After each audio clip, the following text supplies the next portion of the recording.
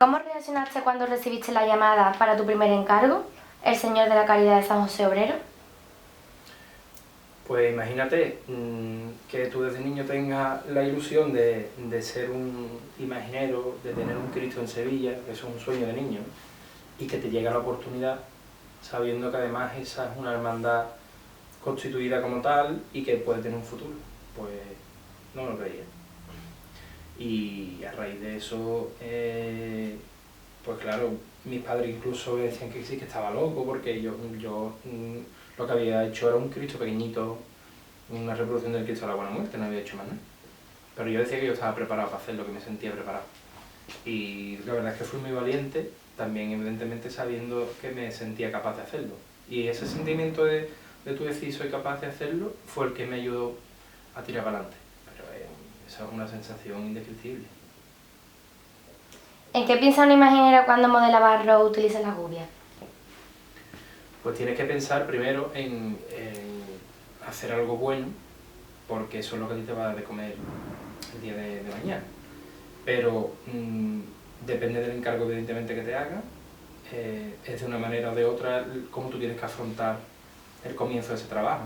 No es lo mismo hacer una Virgen dolorosa que una Virgen beatífica de gloria, no es lo mismo hacer un Cristo vivo que un Cristo muerto, ni un crucificado, pero la mente tiene que tenerla muy puesta en que el trabajo sea bueno.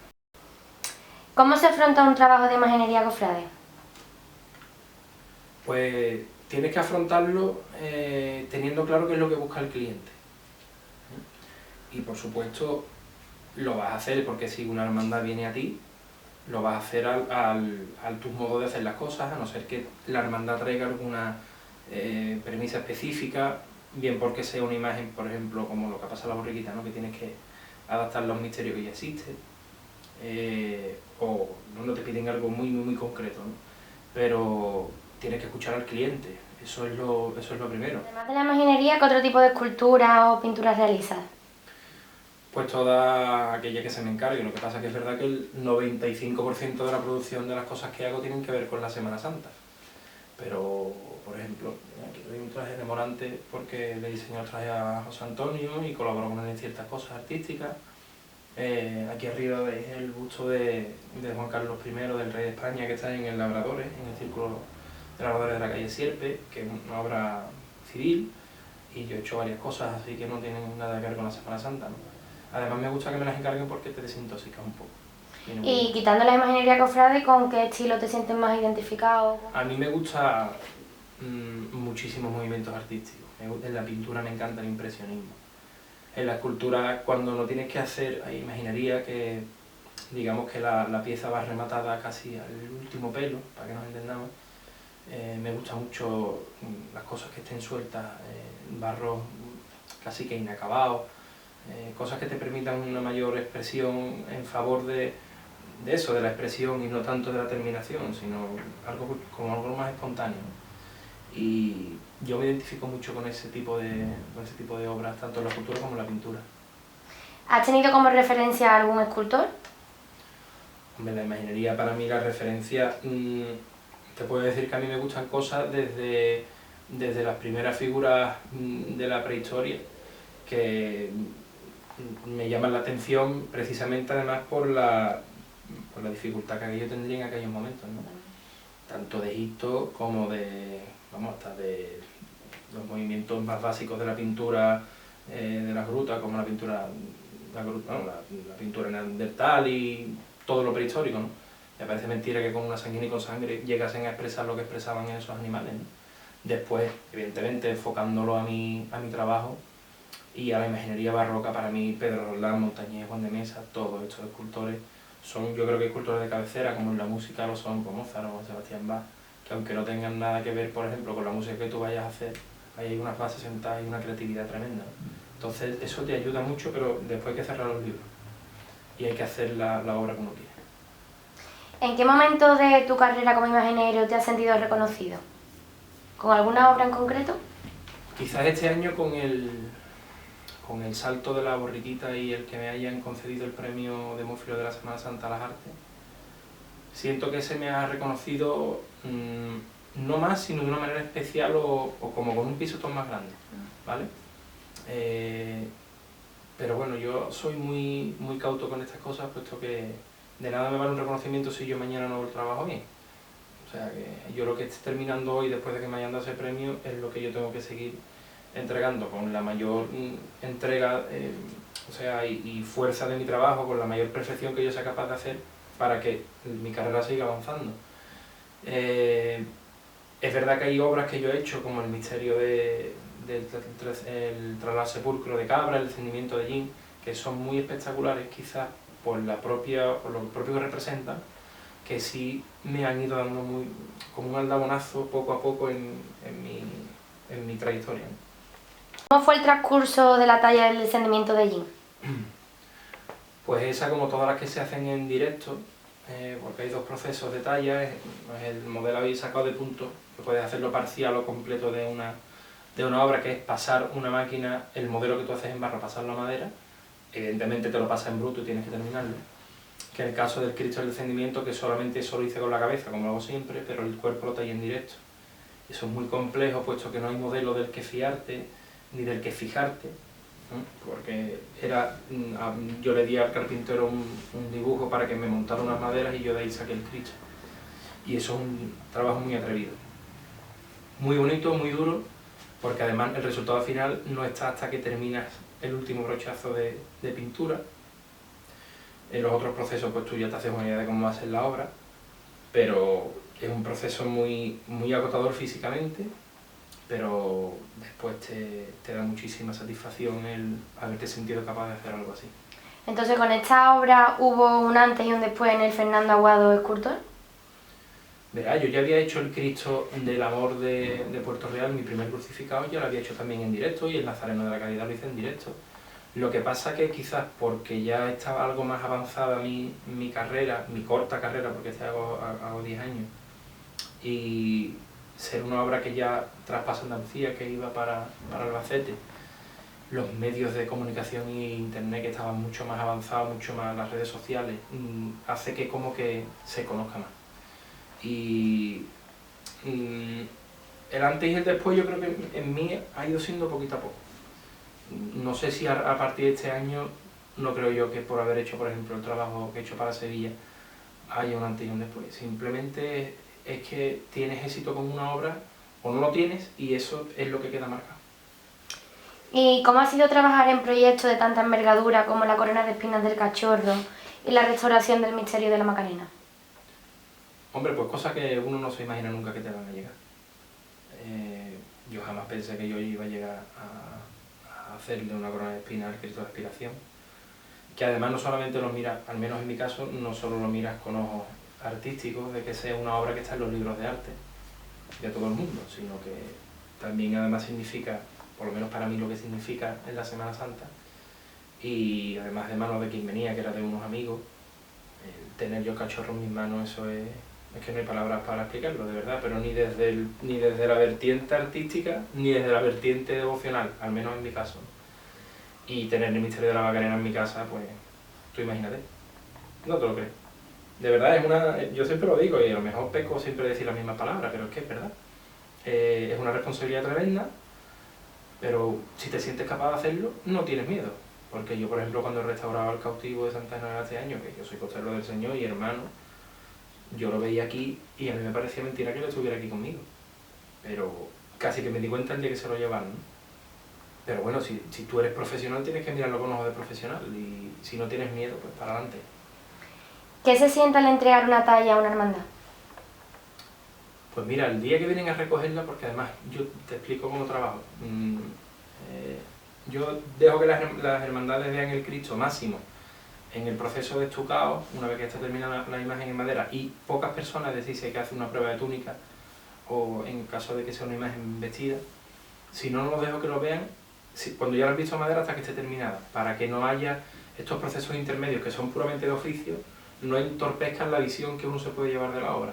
Esto es como el que escucha una sevillana a medio terminar, o unos arreglos a medio hacer de una canción, ¿no?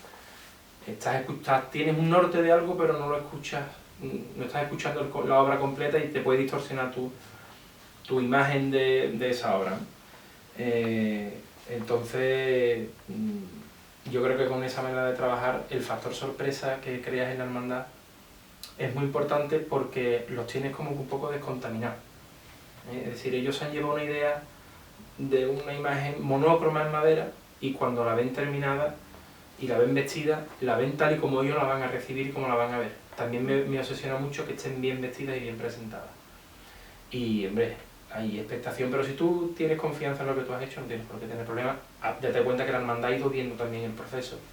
Y si le gusta en realidad en madera, cuando tú la tienes a medio pintar, sabiendo por lo menos en mi caso que domino la técnica de la policromía y mis imágenes siempre ganan de la madera a la policromía, pues estás tranquilo, aunque es verdad que siempre tiene unos pellizquitos en la barriga, porque sobre gusto no hay nada escrito. O sea, Dios quiera que nunca me pase, ¿no? Pero puede ser que a alguien por algo a lo mejor no le guste. ¿Y se ha notado la crisis en este sector también? Sí, sí se ha notado. Y yo gracias a Dios la he notado muy poco. No sé si porque tenía encargos cogidos para muchos años y varias cosas, o es que a mí no, o he tenido suerte, pero sí que se ha notado, ¿no? Porque hay compañeros que lo están pasando mal. También es verdad que en esto se hace una selección natural, no todos evidentemente hacen el trabajo como creo que deben de hacerse, como en todos los movimientos artísticos, la música pasa exactamente lo mismo, pero bueno, yo evidentemente ni soy mejor ni peor que nadie, yo soy yo y hago las cosas lo mejor que puedo, y si tengo un cargo evidentemente será porque me gusta lo que hago.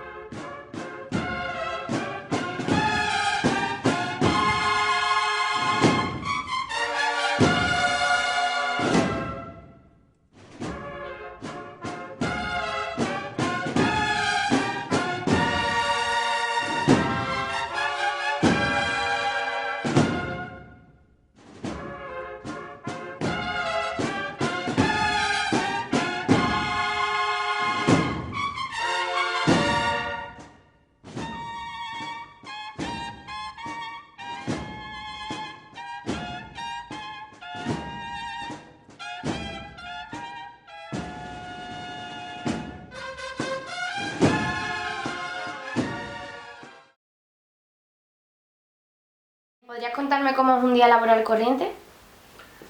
Pues eso, durante los días comunes del año, aproximadamente de 9, 9 y media a 2 de la tarde, o 2 y media, y después de 4 y media o 5 hasta las 8, 8 y media, es decir, que suelo echar unas 8 horas, 7, 8 horas laborales todos los días. Hay fines de semana, por ejemplo, que me vengo los sábados por la mañana, lo que pasa es que cuando hay una entrega, los días se multiplican por 2, las horas se multiplican por 2, y hay días de jornadas de 10 a 14 horas y 15 horas, porque esto es un trabajo físico duro. Yo hay días que acabo agotado no solo mentalmente. Yo lo hablo mucho con amigos míos pintores, que el pintor en realidad se agota más mentalmente que físicamente.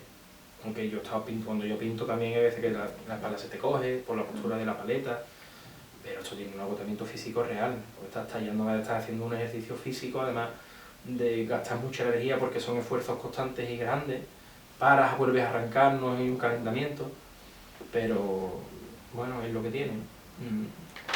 Yo digo que también me va un poquito para adelgazar cuando uno está más gordito, echa más horas y mientras más energía gasta adelgaza uno. Y según tu criterio, ¿qué mejoras podrían sucederse en el mundo actual de la imaginería?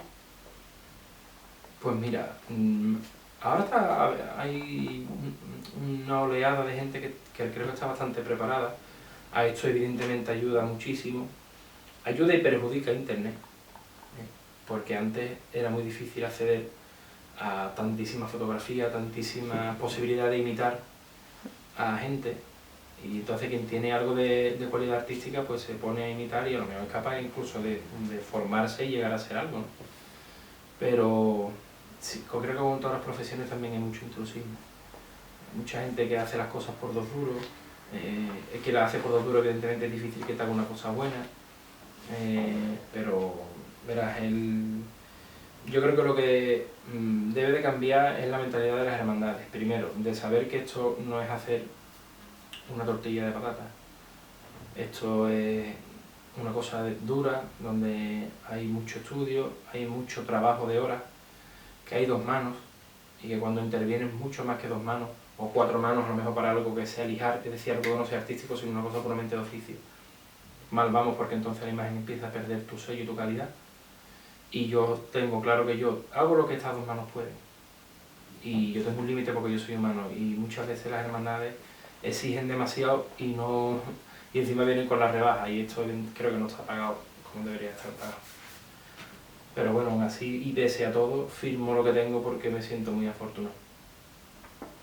Y ya a gusto personal, ¿qué compañero del gremio le parece más acertado y de mayor nivel? Hombre, yo tengo compañeros muy buenos. Aquí en Sevilla, Darío Fernández Parra, Pepe Leal, José Antonio Navarra Arteaga, mi maestro Juan Manuel Miñarro, por supuesto. Verá, y se me quedan muchos en el tintero, porque además ellos son con los que más relación tengo. Después en Córdoba está Romero Zafra, Antonio Bernal, en Madrid Antonio José Martínez Rodríguez, que es un grandísimo escultor. Además yo aprendo de todo, ¿verdad? Yo no tengo ningún inconveniente, yo siempre pienso que el sol sale para todo el mundo, porque uno no puede hacerlo todo, ¿no? Y además de los compañeros se aprende y bien, pero hay un grupo de gente que hace muy buenos trabajos y que yo me siento muy orgulloso de pertenecer a esa generación. Y con el cambio de imágenes que ha sufrido la Hermandad de la Borriquita este año al introducir obras tuyas, ¿cuál crees que ha sido la reacción de los fieles? Pues mira, me atrevo a decir que ha sido muy buena, porque los comentarios tanto en prensa como en redes sociales, como a nivel de calle, porque a mí me ha parado muchísima gente para felicitarme, a mí y a la hermandad, y de hecho ha venido la recompensa del premio de Mófilo, de la obra permanente para la Semana Santa.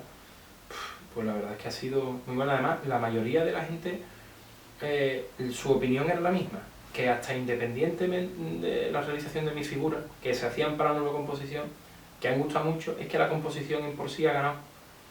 Y eso es lo que más te satisface, ¿no?